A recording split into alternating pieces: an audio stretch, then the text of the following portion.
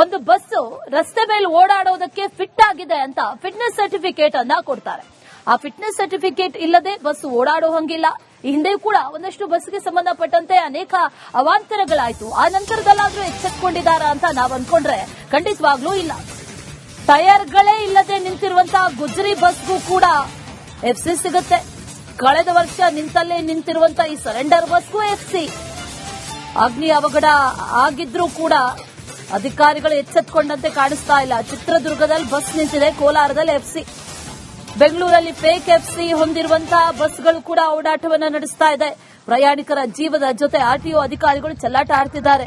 ಅಧಿಕಾರಿಗಳ ವಿರುದ್ಧ ಈಗ ಖಾಸಗಿ ಬಸ್ನ ಮಾಲೀಕರ ಸಂಘ ಕಿಡಿಕಾರ್ತಾ ಇದೆ. ಆರ್ಟಿಒ ಅಧಿಕಾರಿಗಳ ಗಮನಕ್ಕೆ ಇದು ಬಂದಿದ್ಯಾ? ಖಂಡಿತವಾಗ್ಲೂ ಬಂದಿರುತ್ತೆ. ಎಫ್ಸಿಯಲ್ಲಿಂದ ಆಗುತ್ತೆ. ಚಿತ್ರದುರ್ಗದಲ್ಲಿ ಕೆಟ್ಟು ನಿಂತಿದೆ ಒಂದು ಬಸ್, ಕೋಲಾರದಲ್ಲಿ ಎಫ್ಸಿ ಕೊಟ್ಟಿದ್ದಾರೆ. ಬೆಂಗಳೂರಲ್ಲಿ ಫೇಕ್ ಎಫ್ಸಿ ಹೊಂದಿರುವಂತಹ ಅನೇಕ ಬಸ್ಗಳು ಓಡಾಟವನ್ನ ನಡೆಸ್ತಾ ಇದೆ. ಇಷ್ಟೆಲ್ಲ ಇದ್ರೂ ಕೂಡ ಚೆಕಿಂಗ್ ನಡೆಯುತ್ತಾ ಅಂತಂದ್ರೆ ಖಂಡಿತವಾಗ್ಲೂ ಕೂಡ ಇಲ್ಲ. ಅದೇನಾದ್ರೂ ಬ್ರೇಕ್ ಫೇಲ್ ಆಯ್ತು ಅಥವಾ ಇನ್ನಿತರ ಕಾರಣಗಳಿಂದ ಕೆಟ್ಟು ನಿಲ್ತು ಅಂತಂದ್ರೆ, ಅಥವಾ ಏನಾದ್ರೂ ಅವಘಡನೇ ಆಯ್ತು ಅಂತಂದ್ರೆ ಇದಕ್ಕೆ ಯಾರು ಹೊಣೆ? ಆ ನಂತರದಲ್ಲಿ ಎಚ್ಚೆತ್ಕೊಳ್ತಾರೆ. ಎಫ್ಸಿ ಇರಲಿಲ್ಲ, ಫಿಟ್ನೆಸ್ ಸರ್ಟಿಫಿಕೇಟ್ ಇರಲಿಲ್ಲ, ಓಡಾಡೋದಕ್ಕೆ ಫಿಟ್ ಆಗಿರಲಿಲ್ಲ, ಆದ್ರೂ ಕೂಡ ರಸ್ತೆಯಲ್ಲಿ ಓಡಾಡ್ತಾ ಇತ್ತು ಅಂತ. ಇಂಥ ಅನೇಕ ಬಸ್ಗಳು ರಾಜ್ಯದಲ್ಲಿ ಓಡಾಡ್ತಾ ಇದೆ. ಒಂದು ಬಸ್ ರಸ್ತೆ ಮೇಲೆ ಓಡಾಡೋದಕ್ಕೆ ಫಿಟ್ ಆಗಿದೆ ಅಂತ ಫಿಟ್ನೆಸ್ ಸರ್ಟಿಫಿಕೇಟ್ ಅನ್ನ ಕೊಡ್ತಾರೆ. ಆ ಫಿಟ್ನೆಸ್ ಸರ್ಟಿಫಿಕೇಟ್ ಇಲ್ಲದೆ ಬಸ್ ಓಡಾಡೋ ಹಂಗಿಲ್ಲ. ಈ ಹಿಂದೆ ಕೂಡ ಒಂದಷ್ಟು ಬಸ್ಗೆ ಸಂಬಂಧಪಟ್ಟಂತೆ ಅನೇಕ ಅವಾಂತರಗಳಾಯ್ತು. ಆ ನಂತರದಲ್ಲಾದ್ರೂ ಎಚ್ಚೆತ್ತುಕೊಂಡಿದ್ದಾರಾ ಅಂತ ನಾವ್ ಅನ್ಕೊಂಡ್ರೆ ಖಂಡಿತವಾಗ್ಲೂ ಇಲ್ಲ. ಟೈರ್ಗಳೇ ಇಲ್ಲದೆ ನಿಂತಿರುವಂತಹ ಗುಜರಿ ಬಸ್ಗೂ ಕೂಡ ಎಫ್ಸಿ ಸಿಗುತ್ತೆ. ಕಳೆದ ವರ್ಷ ನಿಂತಲ್ಲೇ ನಿಂತಿರುವಂತಹ ಈ ಸರೆಂಡರ್ ಬಸ್ಗೂ ಎಫ್ಸಿ. ಅಗ್ನಿ ಅವಘಡ ಆಗಿದ್ರೂ ಕೂಡ ಅಧಿಕಾರಿಗಳು ಎಚ್ಚೆತ್ತುಕೊಂಡಂತೆ ಕಾಣಿಸ್ತಾ ಇಲ್ಲ. ಚಿತ್ರದುರ್ಗದಲ್ಲಿ ಬಸ್ ನಿಂತಿದೆ, ಕೋಲಾರದಲ್ಲಿ ಎಫ್ಸಿ. ಬೆಂಗಳೂರಲ್ಲಿ ಫೇಕ್ ಎಫ್ಸಿ ಹೊಂದಿರುವಂತಹ ಬಸ್ಗಳು ಕೂಡ ಓಡಾಟವನ್ನು ನಡೆಸ್ತಾ ಇದೆ. ಪ್ರಯಾಣಿಕರ ಜೀವದ ಜೊತೆ ಆರ್ಟಿಒ ಅಧಿಕಾರಿಗಳು ಚೆಲ್ಲಾಟ ಆಡ್ತಿದ್ದಾರೆ. ಅಧಿಕಾರಿಗಳ ವಿರುದ್ಧ ಈಗ ಖಾಸಗಿ ಬಸ್ನ ಮಾಲೀಕರ ಸಂಘ ಕಿಡಿಕಾರ್ತಾ ಇದೆ. ಆರ್ಟಿಒ ಅಧಿಕಾರಿಗಳ ಗಮನಕ್ಕೆ ಇದು ಬಂದಿದ್ಯಾ? ಖಂಡಿತವಾಗ್ಲೂ ಬಂದಿರುತ್ತೆ. ಎಫ್ಸಿಯಲ್ಲಿಂದ ಆಗುತ್ತೆ.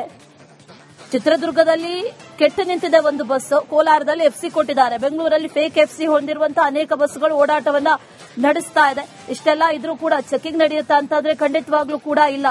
ಅದೇನಾದ್ರೂ ಬ್ರೇಕ್ ಫೇಲ್ ಆಯ್ತು ಅಥವಾ ಇನ್ನಿತರ ಕಾರಣಗಳಿಂದ ಕೆಟ್ಟು ನಿಲ್ತು ಅಂತಂದ್ರೆ, ಅಥವಾ ಏನಾದ್ರೂ ಅವಘಡನೇ ಆಯ್ತು ಅಂತಂದ್ರೆ ಇದಕ್ಕೆ ಯಾರು ಹೊಣೆ?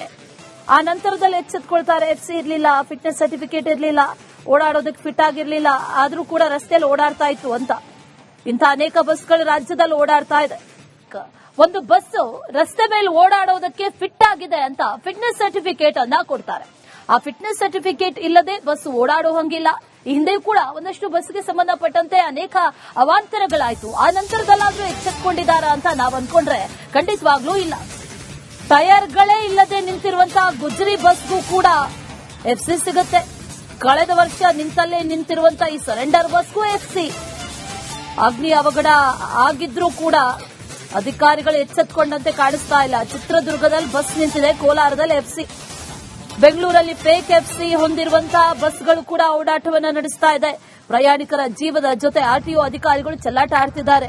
ಅಧಿಕಾರಿಗಳ ವಿರುದ್ಧ ಈಗ ಖಾಸಗಿ ಬಸ್ನ ಮಾಲೀಕರ ಸಂಘ ಕಿಡಿಕಾರ್ತಾ ಇದೆ. ಆರ್ಟಿಒ ಅಧಿಕಾರಿಗಳ ಗಮನಕ್ಕೆ ಇದು ಬಂದಿದ್ಯಾ? ಖಂಡಿತವಾಗ್ಲೂ ಬಂದಿರುತ್ತೆ. ಎಫ್ಸಿಯಲ್ಲಿಂದ ಆಗುತ್ತೆ. ಚಿತ್ರದುರ್ಗದಲ್ಲಿ ಕೆಟ್ಟು ನಿಂತಿದೆ ಒಂದು ಬಸ್, ಕೋಲಾರದಲ್ಲಿ ಎಫ್ಸಿ ಕೊಟ್ಟಿದ್ದಾರೆ. ಬೆಂಗಳೂರಲ್ಲಿ ಫೇಕ್ ಎಫ್ಸಿ ಹೊಂದಿರುವಂತಹ ಅನೇಕ ಬಸ್ಗಳು ಓಡಾಟವನ್ನ ನಡೆಸ್ತಾ ಇದೆ. ಇಷ್ಟೆಲ್ಲ ಇದ್ರೂ ಕೂಡ ಚೆಕಿಂಗ್ ನಡೆಯುತ್ತಾ ಅಂತಂದ್ರೆ ಖಂಡಿತವಾಗ್ಲೂ ಕೂಡ ಇಲ್ಲ.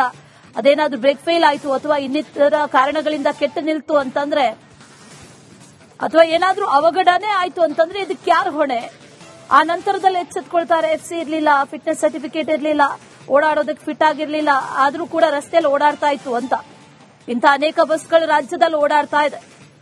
ಒಂದು ಬಸ್ ರಸ್ತೆ ಮೇಲೆ ಓಡಾಡೋದಕ್ಕೆ ಫಿಟ್ ಆಗಿದೆ ಅಂತ ಫಿಟ್ನೆಸ್ ಸರ್ಟಿಫಿಕೇಟ್ ಅನ್ನ ಕೊಡ್ತಾರೆ. ಆ ಫಿಟ್ನೆಸ್ ಸರ್ಟಿಫಿಕೇಟ್ ಇಲ್ಲದೆ ಬಸ್ ಓಡಾಡೋ ಹಂಗಿಲ್ಲ. ಈ ಹಿಂದೆ ಕೂಡ ಒಂದಷ್ಟು ಬಸ್ಗೆ ಸಂಬಂಧಪಟ್ಟಂತೆ ಅನೇಕ ಅವಾಂತರಗಳಾಯ್ತು. ಆ ನಂತರದಲ್ಲಾದ್ರೂ ಎಚ್ಚೆತ್ತುಕೊಂಡಿದ್ದಾರಾ ಅಂತ ನಾವ್ ಅನ್ಕೊಂಡ್ರೆ ಖಂಡಿತವಾಗ್ಲೂ ಇಲ್ಲ.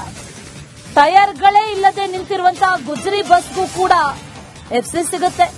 ಕಳೆದ ವರ್ಷ ನಿಂತಲ್ಲೇ ನಿಂತಿರುವಂತಹ ಈ ಸರೆಂಡರ್ ಬಸ್ಗೂ ಎಫ್ಸಿ. ಅಗ್ನಿ ಅವಘಡ ಆಗಿದ್ರೂ ಕೂಡ ಅಧಿಕಾರಿಗಳು ಎಚ್ಚೆತ್ತುಕೊಂಡಂತೆ ಕಾಣಿಸ್ತಾ ಇಲ್ಲ. ಚಿತ್ರದುರ್ಗದಲ್ಲಿ ಬಸ್ ನಿಂತಿದೆ, ಕೋಲಾರದಲ್ಲಿ ಎಫ್ಸಿ. ಬೆಂಗಳೂರಲ್ಲಿ ಫೇಕ್ ಎಫ್ಸಿ ಹೊಂದಿರುವಂತಹ ಬಸ್ಗಳು ಕೂಡ ಓಡಾಟವನ್ನು ನಡೆಸ್ತಾ ಇದೆ. ಪ್ರಯಾಣಿಕರ ಜೀವದ ಜೊತೆ ಆರ್ಟಿಒ ಅಧಿಕಾರಿಗಳು ಚೆಲ್ಲಾಟ ಆಡ್ತಿದ್ದಾರೆ. ಅಧಿಕಾರಿಗಳ ವಿರುದ್ಧ ಈಗ ಖಾಸಗಿ ಬಸ್ನ ಮಾಲೀಕರ ಸಂಘ ಕಿಡಿಕಾರ್ತಾ ಇದೆ. ಆರ್ಟಿಒ ಅಧಿಕಾರಿಗಳ ಗಮನಕ್ಕೆ ಇದು ಬಂದಿದ್ಯಾ? ಖಂಡಿತವಾಗ್ಲೂ ಬಂದಿರುತ್ತೆ. ಎಫ್ಸಿಎಲ್ಲಿಂದ ಆಗುತ್ತೆ. ಚಿತ್ರದುರ್ಗದಲ್ಲಿ ಕೆಟ್ಟು ನಿಂತಿದೆ ಒಂದು ಬಸ್, ಕೋಲಾರದಲ್ಲಿ ಎಫ್ಸಿ ಕೊಟ್ಟಿದ್ದಾರೆ, ಬೆಂಗಳೂರಲ್ಲಿ ಫೇಕ್ ಎಫ್ಸಿ ಹೊಂದಿರುವಂತಹ ಅನೇಕ ಬಸ್ಗಳು ಓಡಾಟವನ್ನ ನಡೆಸ್ತಾ ಇದೆ. ಇಷ್ಟೆಲ್ಲ ಇದ್ರೂ ಕೂಡ ಚೆಕಿಂಗ್ ನಡೆಯುತ್ತೆ ಅಂತಂದ್ರೆ ಖಂಡಿತವಾಗ್ಲೂ ಕೂಡ ಇಲ್ಲ.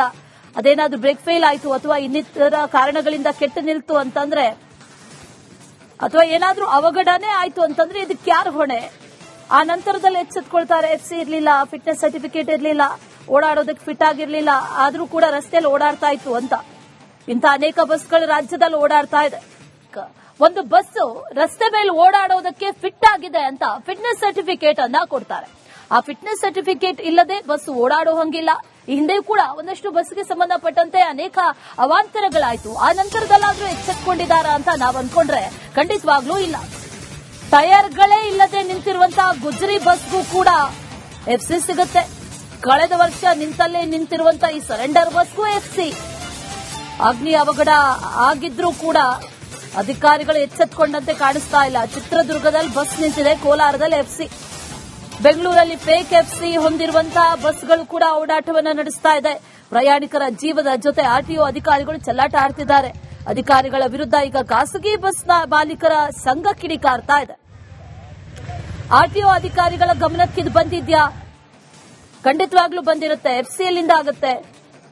ಚಿತ್ರದುರ್ಗದಲ್ಲಿ ಕೆಟ್ಟು ನಿಂತಿದೆ ಒಂದು ಬಸ್, ಕೋಲಾರದಲ್ಲಿ ಎಫ್ಸಿ ಕೊಟ್ಟಿದ್ದಾರೆ, ಬೆಂಗಳೂರಲ್ಲಿ ಫೇಕ್ ಎಫ್ಸಿ ಹೊಂದಿರುವಂತಹ ಅನೇಕ ಬಸ್ಗಳು ಓಡಾಟವನ್ನ ನಡೆಸ್ತಾ ಇದೆ. ಇಷ್ಟೆಲ್ಲ ಇದ್ರೂ ಕೂಡ ಚೆಕಿಂಗ್ ನಡೆಯುತ್ತೆ ಅಂತಂದ್ರೆ ಖಂಡಿತವಾಗ್ಲೂ ಕೂಡ ಇಲ್ಲ. ಅದೇನಾದ್ರೂ ಬ್ರೇಕ್ ಫೇಲ್ ಆಯ್ತು ಅಥವಾ ಇನ್ನಿತರ ಕಾರಣಗಳಿಂದ ಕೆಟ್ಟು ನಿಲ್ತು ಅಂತಂದ್ರೆ ಅಥವಾ ಏನಾದ್ರೂ ಅವಘಡನೆ ಆಯ್ತು ಅಂತಂದ್ರೆ ಇದಕ್ಕೆ ಯಾರು ಹೊಣೆ? ಆ ನಂತರದಲ್ಲಿ ಎಚ್ಚೆತ್ಕೊಳ್ತಾರೆ, ಎಫ್ಸಿ ಇರಲಿಲ್ಲ, ಫಿಟ್ನೆಸ್ ಸರ್ಟಿಫಿಕೇಟ್ ಇರಲಿಲ್ಲ, ಓಡಾಡೋದಕ್ಕೆ ಫಿಟ್ ಆಗಿರಲಿಲ್ಲ, ಆದ್ರೂ ಕೂಡ ರಸ್ತೆಯಲ್ಲಿ ಓಡಾಡ್ತಾ ಇತ್ತು ಅಂತ. ಇಂಥ ಅನೇಕ ಬಸ್ಗಳು ರಾಜ್ಯದಲ್ಲಿ ಓಡಾಡ್ತಾ ಇದೆ. ರಸ್ತೆ ಮೇಲೆ ಓಡಾಡೋದಕ್ಕೆ ಫಿಟ್ ಆಗಿದೆ ಅಂತ ಫಿಟ್ನೆಸ್ ಸರ್ಟಿಫಿಕೇಟ್ ಅನ್ನ ಕೊಡ್ತಾರೆ. ಆ ಫಿಟ್ನೆಸ್ ಸರ್ಟಿಫಿಕೇಟ್ ಇಲ್ಲದೆ ಬಸ್ ಓಡಾಡೋ ಹಂಗಿಲ್ಲ. ಈ ಹಿಂದೆ ಕೂಡ ಒಂದಷ್ಟು ಬಸ್ಗೆ ಸಂಬಂಧಪಟ್ಟಂತೆ ಅನೇಕ ಅವಾಂತರಗಳಾಯ್ತು. ಆ ನಂತರದಲ್ಲಾದ್ರೂ ಎಚ್ಚೆತ್ಕೊಂಡಿದ್ದಾರಾ ಅಂತ ನಾವ್ ಅನ್ಕೊಂಡ್ರೆ ಖಂಡಿತವಾಗ್ಲೂ ಇಲ್ಲ. ಟೈರ್ಗಳೇ ಇಲ್ಲದೆ ನಿಂತಿರುವಂತಹ ಗುಜರಿ ಬಸ್ಗೂ ಕೂಡ ಎಫ್ಸಿ ಸಿಗುತ್ತೆ. ಕಳೆದ ವರ್ಷ ನಿಂತಲ್ಲೇ ನಿಂತಿರುವಂತಹ ಈ ಸರೆಂಡರ್ ಬಸ್ಗೂ ಎಫ್ಸಿ. ಅಗ್ನಿ ಅವಘಡ ಆಗಿದ್ರೂ ಕೂಡ ಅಧಿಕಾರಿಗಳು ಎಚ್ಚೆತ್ಕೊಂಡಂತೆ ಕಾಣಿಸ್ತಾ ಇಲ್ಲ. ಚಿತ್ರದುರ್ಗದಲ್ಲಿ ಬಸ್ ನಿಂತಿದೆ, ಕೋಲಾರದಲ್ಲಿ ಎಫ್ಸಿ, ಬೆಂಗಳೂರಲ್ಲಿ ಫೇಕ್ ಎಫ್ಸಿ ಹೊಂದಿರುವಂತಹ ಬಸ್ಗಳು ಕೂಡ ಓಡಾಟವನ್ನು ನಡೆಸ್ತಾ ಇದೆ. ಪ್ರಯಾಣಿಕರ ಜೀವದ ಜೊತೆ ಆರ್ಟಿಒ ಅಧಿಕಾರಿಗಳು ಚೆಲ್ಲಾಟ ಆಡ್ತಿದ್ದಾರೆ. ಅಧಿಕಾರಿಗಳ ವಿರುದ್ಧ ಈಗ ಖಾಸಗಿ ಬಸ್ನ ಮಾಲೀಕರ ಸಂಘ ಕಿಡಿಕಾರ್ತಾ ಇದೆ. ಆರ್ಟಿಒ ಅಧಿಕಾರಿಗಳ ಗಮನಕ್ಕೆ ಇದು ಬಂದಿದ್ಯಾ? ಖಂಡಿತವಾಗ್ಲೂ ಬಂದಿರುತ್ತೆ. ಎಫ್ಸಿಎಲ್ಲಿಂದ ಆಗುತ್ತೆ. ಚಿತ್ರದುರ್ಗದಲ್ಲಿ ಕೆಟ್ಟು